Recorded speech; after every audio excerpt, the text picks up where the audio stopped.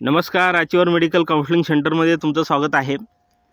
खूप साऱ्या विद्यार्थ्यांचा आणि पालकांचा असा प्रश्न होता की सर, महाराष्ट्र राज्यामधील जेवढे काही BMS कॉलेजेस आहे, प्रायव्हेट BMS कॉलेजेस किंवा ज्याला आपण सेमी गव्हर्नमेंट BMS कॉलेजेस म्हणतो, या कॉलेजेसचं फी स्ट्रक्चर जे आहे प्रत्येक कॉलेजचं, जेवढं कॉलेजेसचं फी स्ट्रक्चर टाकता येईल तेवढ्या कॉलेजेसचं फी स्ट्रक्चर आपल्याला या ठिकाणी या चॅनलवर आपल्याला टाकायचं आहे। त्यामुळे विद्यार्थ्यांनी आणि पालकांनी या चॅनलला नक्की सबस्क्राइब करून त्या ठिकाणी ठेवलं पाहिजे, जेणेकरून येणाऱ्या कॉलेजचं अपडेट त्याचप्रमाणे ॲडमिशन रिलेटेड जे अपडेट आहे ते त्या ठिकाणी तुम्हाला भेटेल। तर आजच्या व्हिडिओचा टॉपिक आहे Sai Ayurved medical college and research institute, Khandala, taluka Vaijapur आणि जिल्हा छत्रपती संभाजीनगर। संभाजीनगर जिल्ह्यामधील हे कॉलेज आहे। 2021 मध्ये चालू झालेलं हे कॉलेज आहे। इन्फ्रास्ट्रक्चरचा जर आपण या कॉलेजचा त्या ठिकाणी विचार केला तर उत्तम दर्जाचं इन्फ्रास्ट्रक्चर त्या ठिकाणी आहे।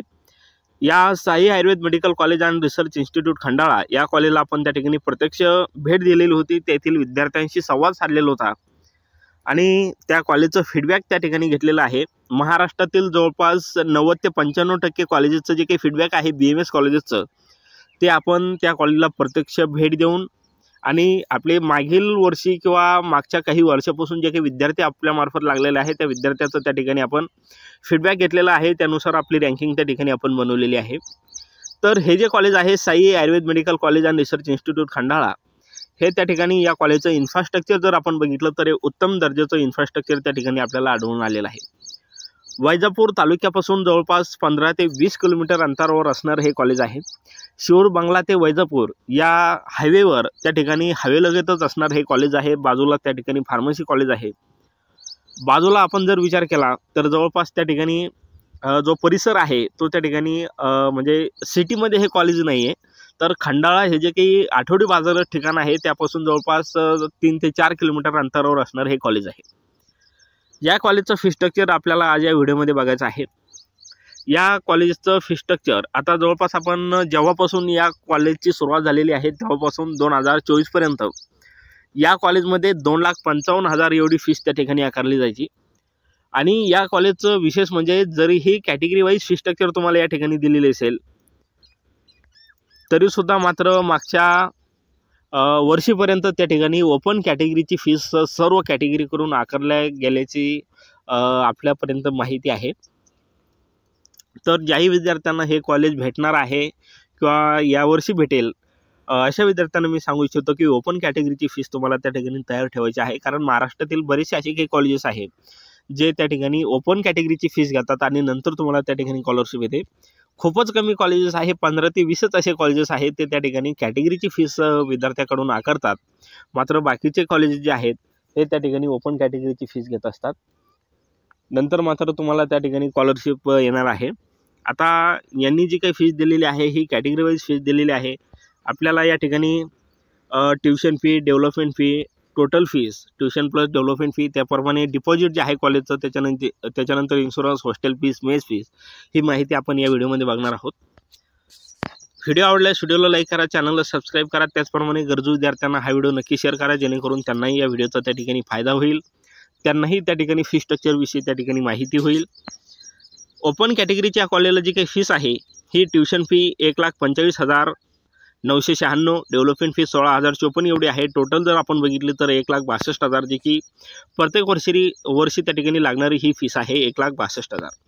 डिपॉझिट जर आपण या कॉलेजचं बघितलं तर 25,000 एवढं डिपॉझिट आहे।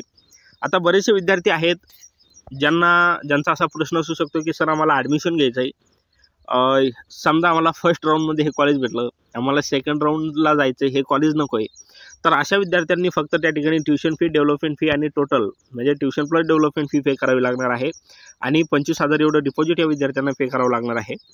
आणि हॉस्टेल, मेस फी असेल किंवा इन्शुरन्स फीस असेल, ही जी फीस आहे ही ज्यावेळेस जे विद्यार्थी त्या कॉलेजला त्यांना 5.5 वर्ष शिक्षण घ्यायचं, रिटेन्शन फॉर्म भरायचा आहे, अशा विद्यार्थ्यांना मात्र त्या ठिकाणी जर हॉस्टेल घ्यायचं असेल, मेस घ्यायचं असेल, तीसुद्धा फीस त्या ठिकाणी पे करावी लागणार आहे। या कॉलेजचं जे हॉस्टेल आहे हे त्या ठिकाणी त्या कॉलेजच्या कॅम्पसमध्येच आहे, कॉलेजमध्येच हॉस्टेल त्या ठिकाणी आहे।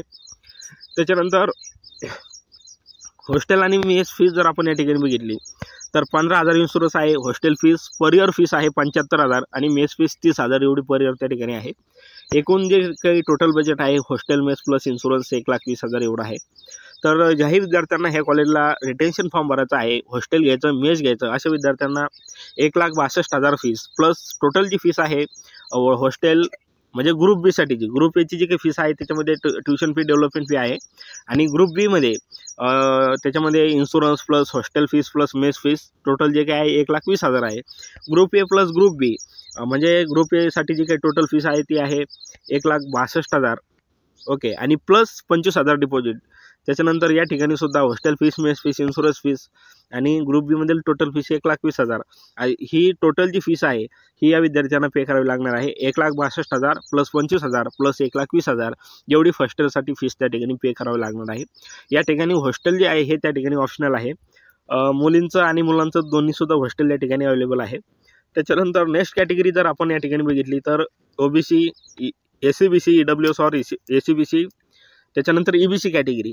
तर या कॅटेगरीसाठी जी फीस आहे, ज्यांचं उत्पन्न हे 8 लाखापेक्षा कमी आहे अशा विद्यार्थ्यांसाठी tuition fee 72,973, development fee 16,000, total जी फीस आहे 89,027, 25,000 डिपॉझिट त्या ठिकाणी असणार आहे. त्याच्यानंतर हॉस्टेल मेस सर्व कॅटेगरीसाठी त्या ठिकाणी सेम असणार आहे 1,20,000. त्याच्यानंतर next category NTB, NTC, NTD, VJ category और SBC कॅटेगरीसाठी ट्युशन फी 0, मात्र डेव्हलपमेंट फी त्या ठिकाणी पे करावी लागते. टोटल फी जी आहे ही 16,054, कॉशन मनी 25,000 आणि हॉस्टेल मेस त्या ठिकाणी सर्व कॅटेगरीसाठी सेम. SC ST साठी ट्युशन फी, डेव्हलपमेंट फी दोन्हीसुद्धा नील आहे. फक्त या विद्यार्थ्यांना डिपॉझिट त्या ठिकाणी पे करावं लागतं. यांनी ही जी काही फीस आहे ही कॅटेगरी वाईज फीस दिलेली आहे. तरीसुद्धा विद्यार्थ्यांनी काळजी म्हणून, प्रिकॉशन म्हणून त्या ठिकाणी ओपनची फीस तयार ठेवायची आहे. कारण महाराष्ट्रातील बरेचसे असे काही कॉलेजेस आहेत जे कॅटेगरी वाईज फी स्ट्रक्चर त्यांच्या वेबसाईटवर पब्लिश करतात, परंतु ओपनची फीस घेतात. असे सुद्धा काही कॉलेजेस आहे. विद्यार्थ्यांचा खूप साऱ्या मागच्या वर्षी आपण फीडबॅक घेतलेला आहे, त्या विद्यार्थ्यांचं सुद्धा तसंच म्हणणं आहे.